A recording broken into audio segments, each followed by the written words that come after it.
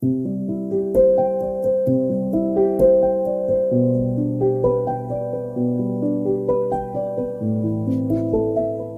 1. The Sense of I Am. Questioner. It is a matter of daily experience that on waking up, the world suddenly appears. Where does it come from, Maharaj? Before anything can come into being, there must be somebody to whom it comes.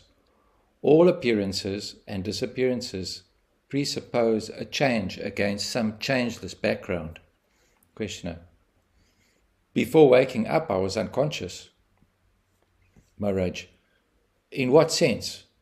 Having forgotten or not having experienced? Don't you experience even when unconscious? Can you exist without knowing? A lapse in memory, is it a proof of non-existence? And can you validly talk about your own non-existence as an actual experience?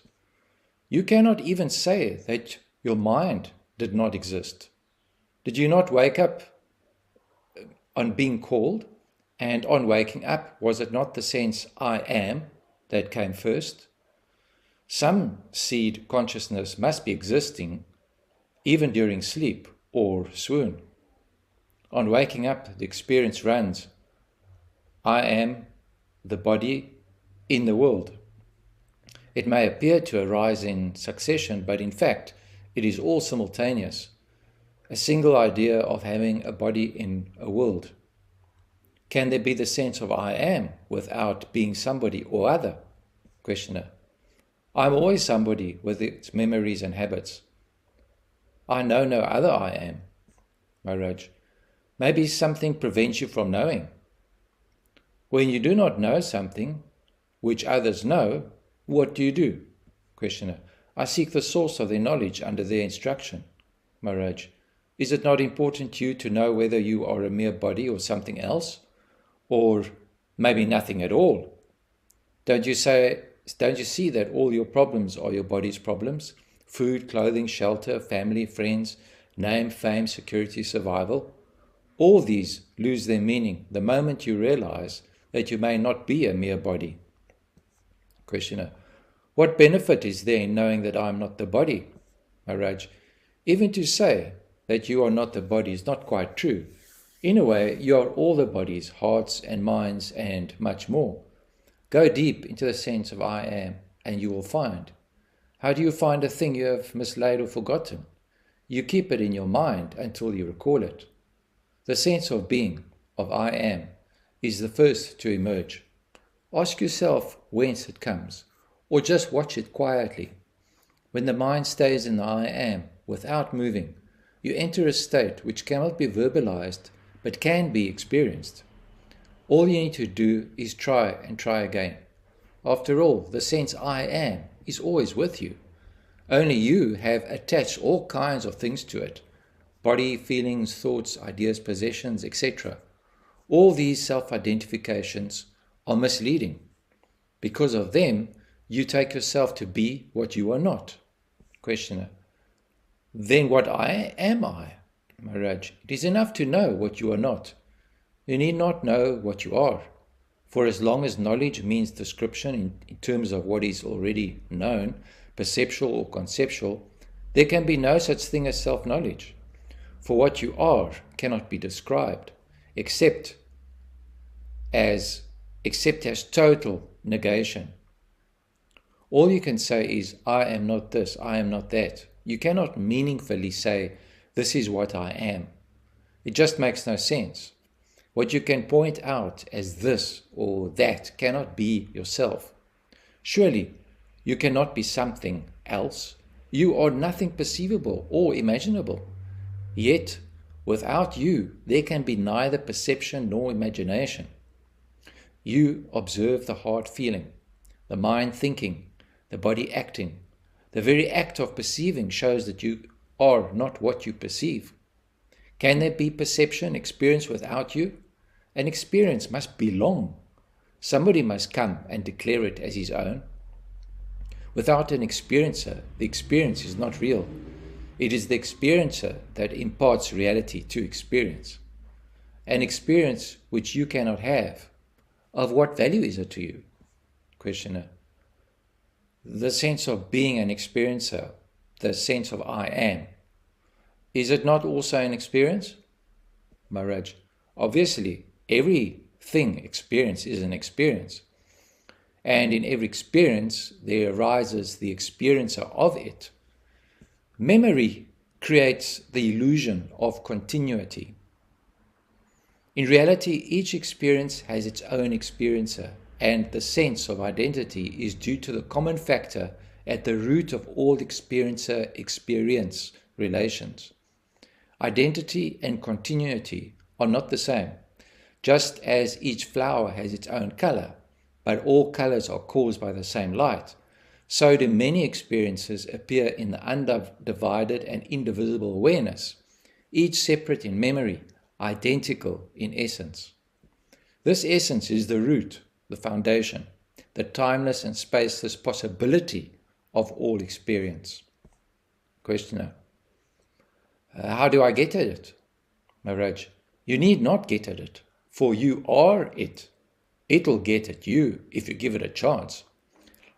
Let go of your attachment to the unreal, and the real will swiftly and smoothly step into its own.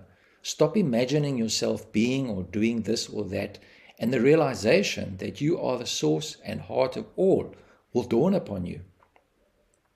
With this will come great love, which is not choice or predilection, nor attachment, but a power which makes all things love-worthy and lovable. Chapter 2. Obsession with the body. Questioner. Maharaj, you are sitting in front of me and I am here at your feet. What is the basic difference between us? Maharaj. There is no basic difference. Questioner. Still, there must be some real difference. I come to you, you do not come to me. Maharaj. Because you imagine differences. You go here and there in search of superior people. Questioner. You too are a superior person. You claim to know the real while I do not. Maharaj. Did I ever tell you that you do not know and therefore you are inferior?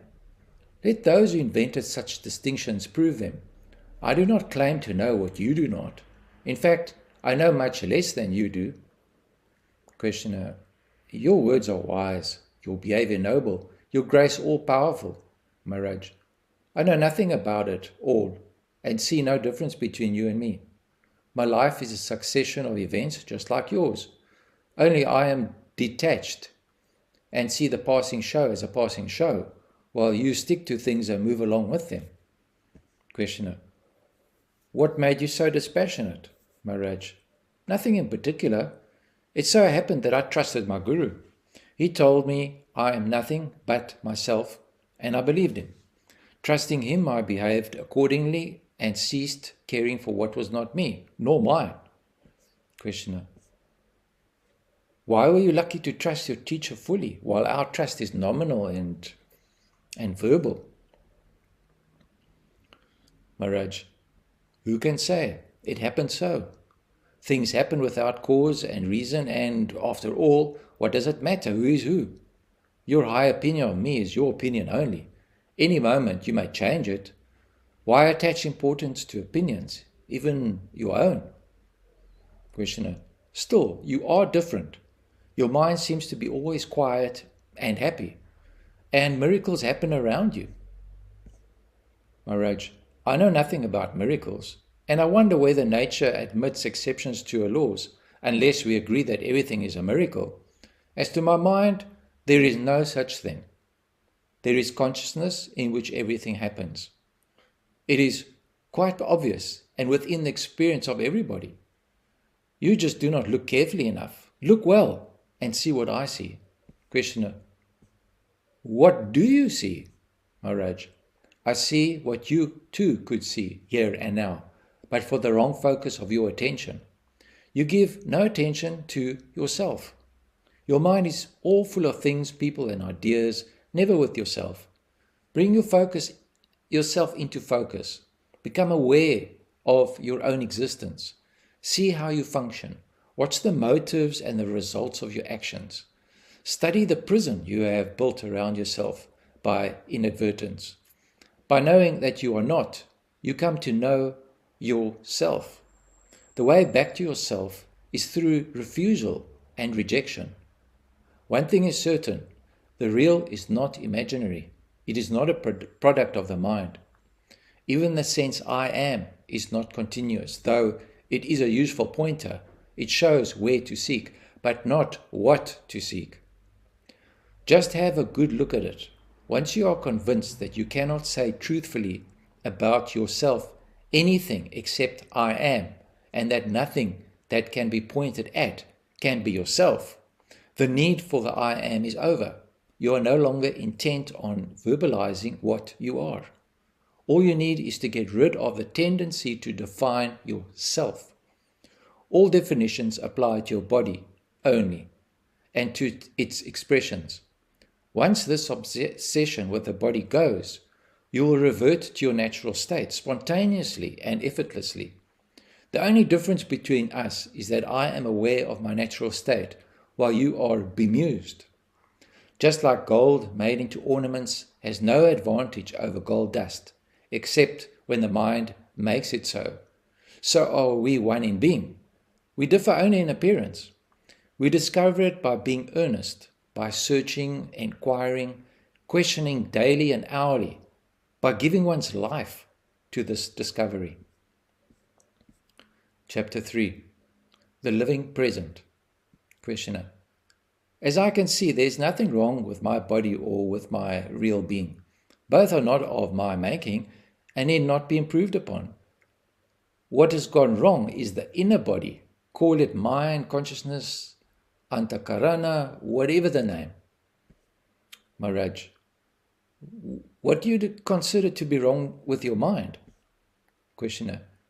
It is restless, greedy for the pleasant and afraid of the unpleasant. Maharaj. What is wrong with its seeking the pleasant and shirking the unpleasant? Between the banks of pain and pleasure, the river of life flows. It is only when the mind refuses to flow with life and gets stuck at the banks that it becomes a problem. By flowing with life, I mean acceptance, letting come what comes and go what goes. Desire not, fear not. Observe the actual as and when it happens. For you are not what happens. You are to whom it happens. Ultimately, even the observer, you are not. You are the ultimate potentiality of which the all-embracing consciousness is the manifestation and expression. Questioner. Yet, between the body and the self there lies a cloud of thoughts and feelings which neither sever the body nor the self. Those thoughts and feelings are flimsy, transient and meaningless, mere mental dust that blinds and chokes. Yet they are there, obscuring and destroying. Maharaj. Surely the memory of an event cannot pass for the event itself, nor can the anticipation. There is something exceptional, unique about the present event, which the previous or the coming do not have. There is a livingness about it, an actuality. It stands out as if illuminated. There is the stamp of reality on the actual, which the past and the future do not have. Questioner. What gives the present that stamp of reality? Maharaj. There is nothing particular in the present event to make it different from the past and future. For a moment, the past was actual, and the future will become so. What makes the present so different? Obviously, my presence. I am real, for I am always now, in the present. And what is with me now shares in my reality. The past is in memory, the future in imagination. There is nothing in the present event itself that makes it stand out as real. It may be some simple periodical occurrence, like the striking of the clock. In spite of our knowing that the successive strokes are identical, The present stroke is quite different from the previous one and the next, as remembered or expected. A thing focused in the now is with me, for I am ever present. It is my own reality that I impart to the present event. Questioner: but we deal with things remembered as if they were real. Maharaj: we consider memories only when they come into the present. The forgotten is not counted until one is reminded, which implies bringing into the now. Questioner: yes, I can see there is in the now some unknown factor that gives momentary reality to the transient actuality. Maharaj: you need not say it is unknown, for you see it in constant operation. Since you were born, has it ever changed? Things and thoughts have been changing all the time, but the feeling that what is now is real has never changed, even in dream. Questioner: in deep sleep there is no experience of the present reality. Maharaj: the blankness of deep sleep is due entirely to the lack of specific memories. But a general memory of well-being is there. There is a difference in feeling when we say, I was deeply asleep, from I was absent. Questioner: we shall repeat the question we began with. Between life's source and life's expression, which is the body, there is the mind and its ever-changeful states. The stream of mental states is endless, meaningless, and painful. Pain is the constant factor. What we call pleasure is but a gap, an interval between two painful states. Desire and fear are the weft and warp of living, and both are made of pain. Our question is, can there be a happy mind? Maharaj: desire is the memory of pleasure, and fear is the memory of pain. Both make the mind restless. Moments of pleasure are merely gaps in the stream of pain. How can the mind be happy? Questioner: that is true when we desire pleasure or expect pain, but there are moments of unexpected, unanticipated joy, pure joy, uncontaminated by desire, unsought, undeserved, God-given. Maharaj: still, joy is joy, only against the background of pain. Questioner: is pain a cosmic fact or purely mental? Maharaj: the universe is complete, and where there is completeness, where nothing lacks, what can give pain? Questioner: the universe may be complete as a whole, but incomplete in details. Maharaj: a part of the whole seen in relation to the whole is also complete. Only when seen in isolation it becomes deficient and thus a seat of pain. What makes for isolation? Question: limitations of the mind, of course. The mind cannot see the whole of the part. Maharaj: good enough. The mind, by its very nature, divides and opposes. Can there be some other mind which unites and harmonizes, which sees the whole in the part, and the part as totally related to the whole? Questioner: the other mind, where to look for it? Maharaj: in the going beyond the limiting, dividing and opposing mind. In ending the mental process as we know it. When this comes to an end, that mind is born. Questioner: in that mind, the problem of joy and sorrow exists no longer? Maharaj: not as we know them, as desirable or repugnant. It becomes rather a question of love seeking expression and meeting with obstacles. The inclusive mind is love in action, battling against circumstances, initially frustrated, ultimately victorious. Questioner: between the spirit and the body, is it love that provides the bridge? Maharaj: what else? Mind creates the abyss, the heart crosses it. Chapter 4. Real world is beyond the mind. Questioner: On several occasions, the question was raised as to whether the universe is subject to the law of causation, or does it exist and function outside the law? You seem to hold the view that it is uncaused, that everything, however small, is uncaused, arising and disappearing for no reason whatsoever. Maharaj, causation means succession in time of events in space, the space being physical or mental. Time, space, causation are mental categories arising and subsiding with the mind. Questioner, as long as the mind operates, causation is a valid law. Maharaj, like everything mental, the so-called law of causation contradicts itself. No thing in existence has a particular cause.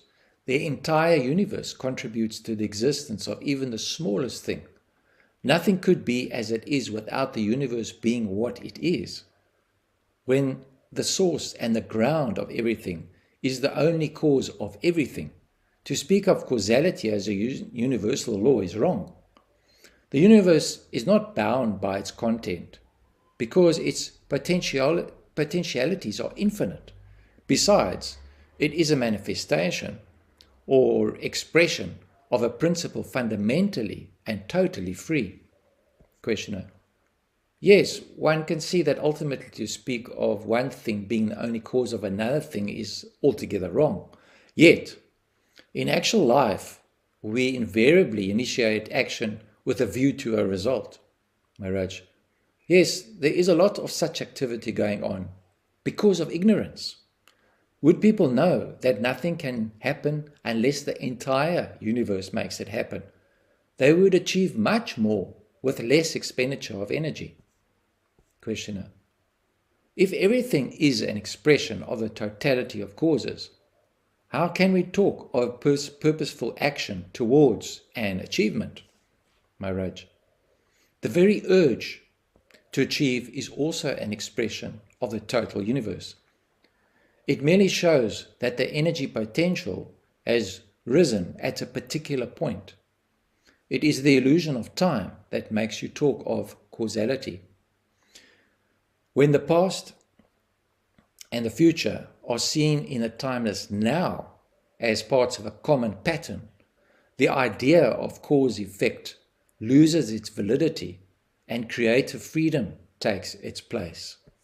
Questioner, yet I cannot see how can anything come to be without a cause. Maharaj, when I say a thing is without a cause, I mean it can be without a particular cause. Your own mother was needed to give you birth, but you could not have been born without the sun and the earth.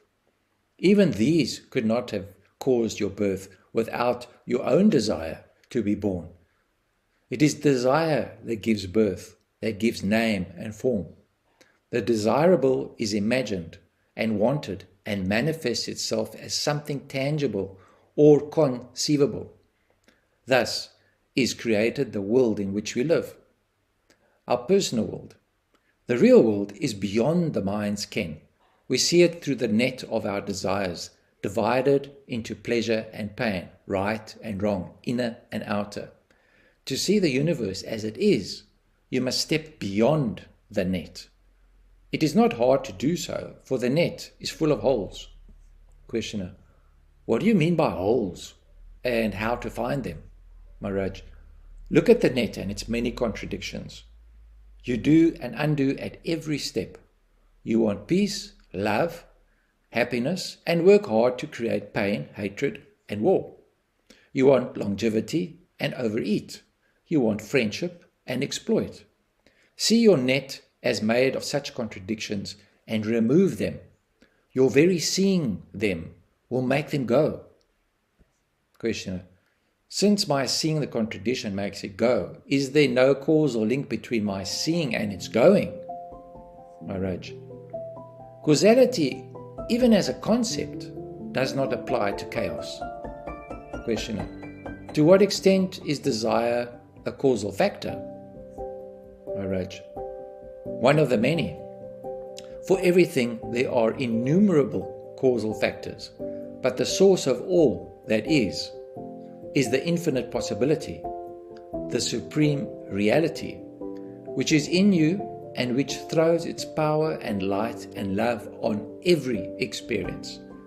But this source is not a cause, and no cause is a source. Because of that, I say everything is uncaused. You may try to trace how a thing happens, but you cannot find out why a thing is as it is. A thing is as it is because the universe is as it is.